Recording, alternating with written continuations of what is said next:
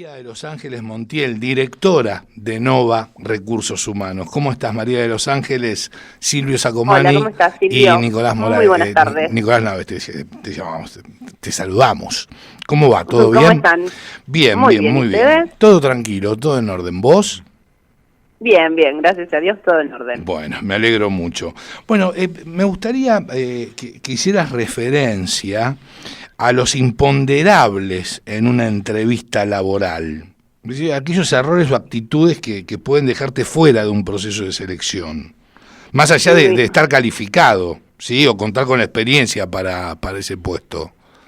Mira, hoy cuando estábamos planteando un poco en la oficina sobre los temas para charlar, bueno, surgió así como de manera común entre todo el equipo el tema de todas esas cosas que ocurren en una entrevista o todos los errores que por ahí la gente a la hora de ser entrevistada no tiene en cuenta.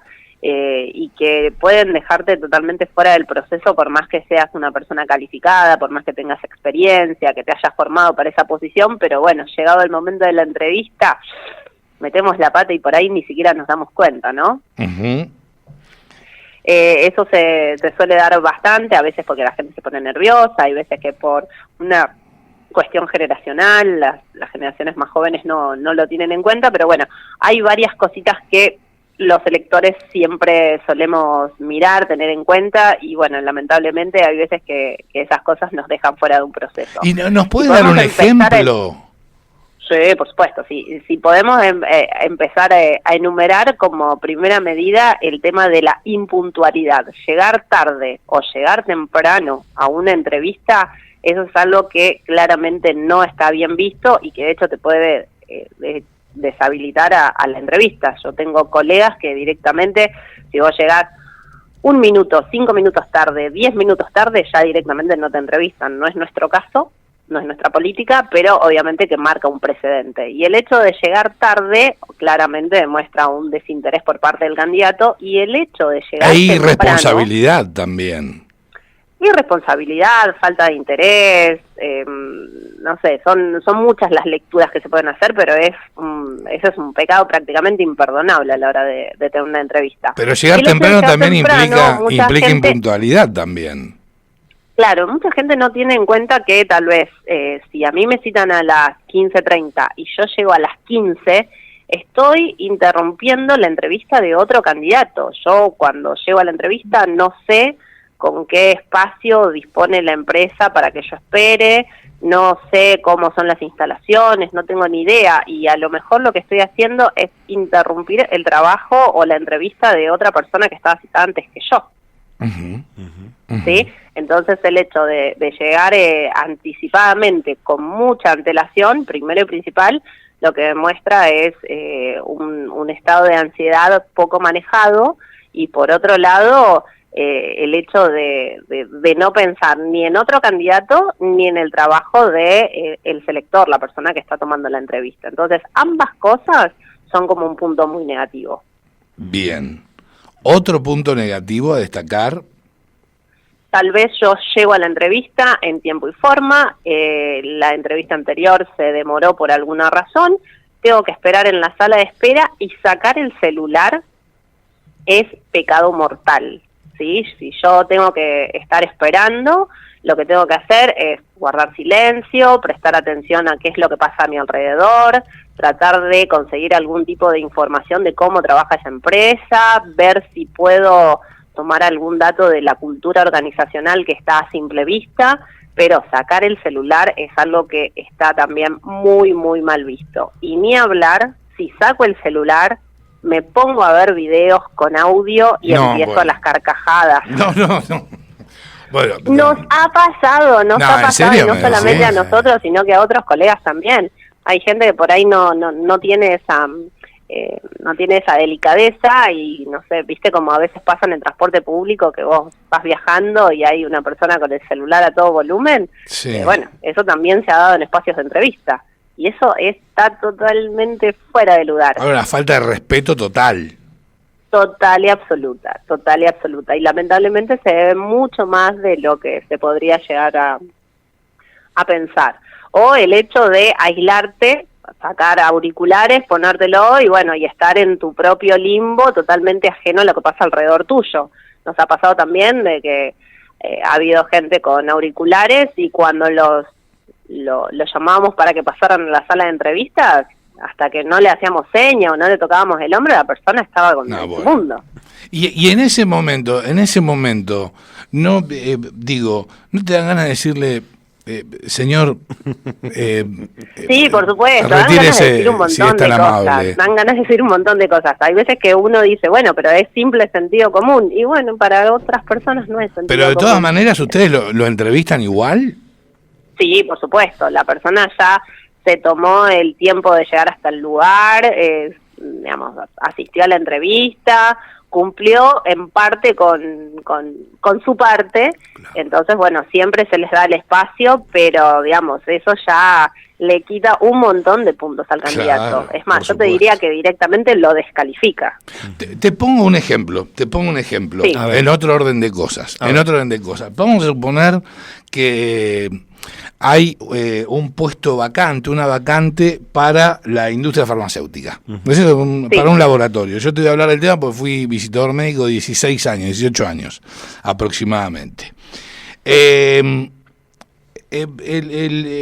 postulante llega a la entrevista, el aspirante llega a la entrevista y vos le consultás a raíz de los valores, de la misión, si conoce la compañía, cuáles son los puntos más fuertes de la compañía, los productos más importantes, y no los conoce, los desconoce. Bueno, ya también es otro punto muy negativo. Es como otro pecado mortal a la hora de la entrevista. Hay dos posibles escenarios, ¿sí? Que el candidato llegue a la entrevista y no sepa para qué empresa es, con lo cual obviamente la información la va a obtener en el momento de la entrevista, pero también puede ser de que el candidato ya sepa para qué empresa es porque haya tenido previamente o una videollamada o una entrevista telefónica o una entrevista anterior, y lo peor que puede hacer el candidato cuando se le pregunta, ¿sabés a qué se dedica la empresa y demás? Lo peor que puede hacer es decir, no sé, no tengo ni idea. Cuando yo tengo la información de cuál es la empresa que me va a entrevistar, estoy obligado a investigar. Sin duda. Estoy obligado a ver qué es lo que encuentro en internet, qué es lo que encuentro en las redes. Es más, si tengo posibilidad de llegar a alguna persona que trabaje ahí, lo ideal sería poder tener contacto para que una persona me cuente en primera persona cuál es la cultura de la empresa, cómo trabajan, cómo se mueven. Ese trabajo de investigación, por supuesto, que es parte del proceso que tiene que hacer cada uno de los candidatos. Claro. Nos ha pasado también, te pongo un caso particular. Una vez tomamos nosotros una entrevista en nuestra oficina, le contamos al candidato para qué empresa era y demás, le contamos de qué se trataba, le dimos la información y demás, sí. Y el candidato cuando llegó a la entrevista le dicen, bueno, pero te contaron a qué nos dedicamos, para qué es el puesto y demás. No tengo ni idea. El candidato sí tenía idea, lo que pasa es que quería ver si la empresa le daba alguna información distinta a la que le habíamos dado nosotros en la consultora, entonces no tuvo mejor idea que decir que no tenía ni idea. Entonces, bueno, lamentablemente eso lo dejó totalmente fuera del proceso. Pero lógico. Claro. Bueno, yo digo lógico, lo obvio y es mucho no más es tan común, obvio. Y es mucho más común, Silvio, de lo que vos pensás. Que la gente quiera ver si le dicen algo distinto o tal vez por pudor, por miedo a meter la pata, te dicen que no tienen ni idea porque tienen miedo de haber malinterpretado o no haber entendido. Entonces lo primero que atinan es decir, no tengo ni idea. En esos casos es preferible decir cuál es la información que tengo, y si me equivoco no pasa nada. ¿Por qué? Porque yo no trabajo en esa empresa, yo no vengo de ahí, entonces no tengo por qué conocer más de lo que me contaron o lo que yo investigué. ¿Me puedo equivocar? Claro, sí, por supuesto me puedo equivocar. Exacto, pero por ejemplo, en ese caso, la palabra que me parece clave es cuando te consultan, bueno, ¿sabés? Entiendo, según la información... tengo conocimiento de... Claro, exactamente. Según interpreté, ¿no es cierto? Exacto. Claro, son frases que te permiten equivocarte después porque vos estás anticipando que es lo que vos interpretaste. Exacto, es la información con la que vos contás. Puede ser veraz al 100%, parcialmente, o tal vez no, tal vez yo interprete mal, y ahí es donde yo le doy el pie a la persona que me está entrevistando a que se explaye y me saque las dudas, o aclare, o disipe cualquier tipo de confusión. María, ¿cómo se habla de las debilidades? Viste que te piden muchas veces el FODA. El FODA, exactamente. Pero ¿cómo se puede hablar de las debilidades de uno sin perjudicarse? Y también te sumo esta pregunta, ¿cómo se puede hablar de la fortaleza de uno? Esa es una de las preguntas más difíciles, una de las preguntas más difíciles. Yo siempre a los candidatos les pregunto, digo, bueno, contame 3 cosas muy buenas o buenísimas de trabajar con vos y 3 cosas que tal vez no estén tan buenas. Y todo el mundo te dice que es responsable, que es puntual, que es comprometido, que es buen compañero. Todo el mundo tiene cosas buenas para decir, pero por eso preguntaba. Al momento de enumerar algún defecto, los pones en un aprieto tremendo. Entonces está muy bueno que antes de llegar a una entrevista uno repase cuáles son sus puntos débiles y sus puntos fuertes. A la hora de mencionar puntos débiles, uno ya tiene que ir preparado para mencionarlos, pero no ponerlos como protagonistas. Y en el caso de que yo los mencione, tienen que venir acompañados de una acción correctiva posible, ¿sí? Yo te voy a poner un ejemplo. Yo, por ejemplo, soy una persona muy desordenada. Sí, eso yo lo aclaro al momento de la entrevista y digo, mira, yo soy muy desordenada, pero soy muy desordenada, ¿por qué? Porque suelo hacer muchas cosas al mismo tiempo. Y tal vez, dejo... si ordeno mi escritorio antes de irme y dejo todo guardado, al otro día me cuesta tener continuidad sobre las cosas que quedaron pendientes. Entonces yo sé que si las dejo sobre el escritorio, cuando llego a la mañana, lo primero que hago es ver lo que me quedó pendiente, entonces de ahí retomo. Entonces ahí yo te estoy contando cuál es un defecto, pero te cuento también cómo lo manejo. Claro, o desde dónde nace ese defecto. Claro, es fundamental conocer las debilidades de uno. ¿Por qué? Porque vos tenés un diagnóstico y al tener el diagnóstico podés revertirlo. Exactamente. Si yo, por ejemplo, le escapo a cuáles son mis defectos, y lo más probable es que nunca me enfrente a ellos. ¿Por qué? Porque lo que estoy haciendo es metiéndolos abajo de la alfombra. Claro, sí, totalmente. Y también, bueno, María, respecto también a la pregunta que te quería hacer, ¿y cómo se habla de las fortalezas de uno sin parecer arrogante también? Mira, con respecto al tema de la fortaleza, todos tenemos puntos fuertes y es eso lo que nosotros vamos a resaltar al momento de la entrevista. Yo en ningún momento tomo una fortaleza de un candidato o cuando un candidato me dice cuáles son sus fortalezas como soberbia. ¿Sí? No, nosotros ahí no estamos para juzgar, sino para evaluar, ¿sí? Que no es lo mismo. Entonces, si a mí un candidato me dice que es puntual, yo no lo tomo como soberbio. Si una persona me dice que es ambiciosa y que le gusta trabajar por resultados, y bueno, sé que es una persona que seguramente si va a trabajar en un área comercial o en un área de producción, va a ser una competencia que yo voy a necesitar que tenga. Entonces, no hay una cuestión de juzgar. La soberbia en una entrevista es medio difícil. Es medio difícil. Uno tiene que tener un ojo muy neutral. Y por ejemplo, perdóname Nico, pero esto es moneda corriente en la sociedad, y hay estudios, pero en la sociedad a nivel mundial, que la ansiedad es una pandemia. Ni siquiera una epidemia, es una pandemia. Ahora, absolutamente nadie en la entrevista te dice yo soy ansioso como debilidad, nadie ¿no te lo dicen? Vos lo vas evaluando a medida que la entrevista va avanzando, lo evaluás desde el momento que llega el candidato y si llegó media hora antes, bueno, ya te dice que es una persona ansiosa.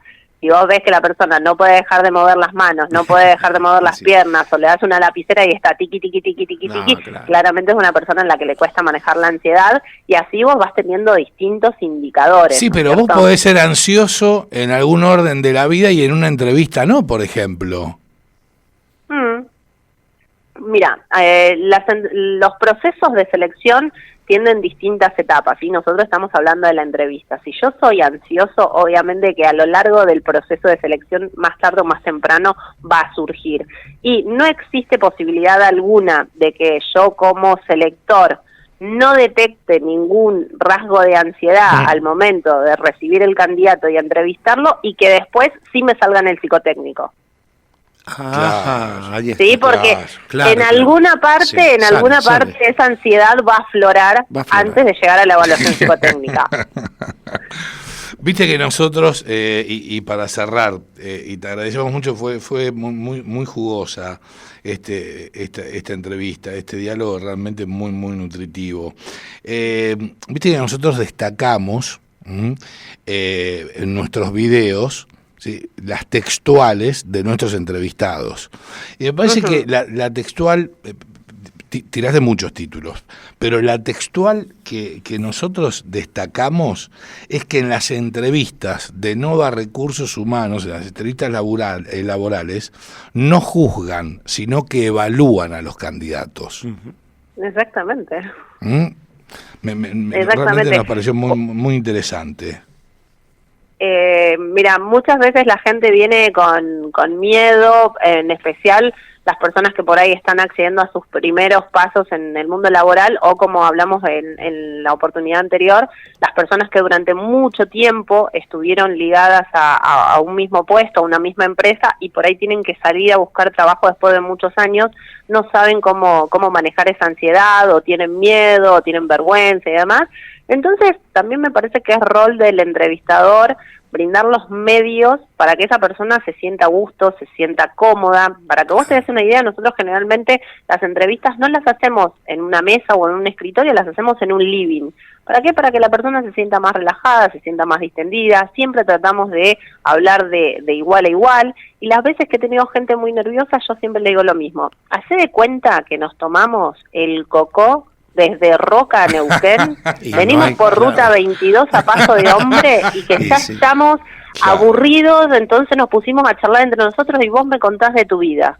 Digo, vos visualizate así, los dos arriba del cocó, yo estoy sentada al lado tuyo y vos me contás qué hacer de tu vida. Bueno, pero vos lo predisponés al candidato de una manera muy positiva. Siempre trato pero de después que cuando van a la entrevista, a la entrevista con la empresa, eso a veces no sucede, te encontrás con un escenario totalmente distinto. Bueno, pero yo siempre tengo que tratar de sacar lo mejor de las personas. Por supuesto, también puedo meter algún chiste, también puedo contar alguna cuestión personal mía. No sé, miro tu currículum, vos me decís que tenés 3 hijos. ¿Tenés 3 hijos? ¿De qué edades? 5, 10 y 13. Oh, mira, yo también tengo un varón de 13, está terrible. ¿El tuyo hace algún deporte? El mío me tiene re podrido con el fútbol. Y vos ya haciendo este pequeño comentario, lo predisponés de otra manera al candidato. Totalmente. Sí. Entonces creo que ese es un rol fundamental que tiene el selector a la hora de relajar a una persona o ayudarlo a manejar esos nervios o esa ansiedad que se puede llegar a generar por la necesidad extrema de trabajo o porque hace mucho que no me enfrento a una entrevista laboral. Bien, qué interesante, qué interesante. María de los Ángeles, te agradecemos infinitamente. Para nosotros es un placer tener esta columna en la Cocina de las Noticias. Para nosotros también poder compartirla con ustedes. Te mandamos un beso enorme, que tengas un hermoso fin de semana. Igualmente para ustedes, abrazos. Muchas gracias, hasta luego. La escuchabas a María de los Ángeles Montiel, directora de Nova Recursos Humanos.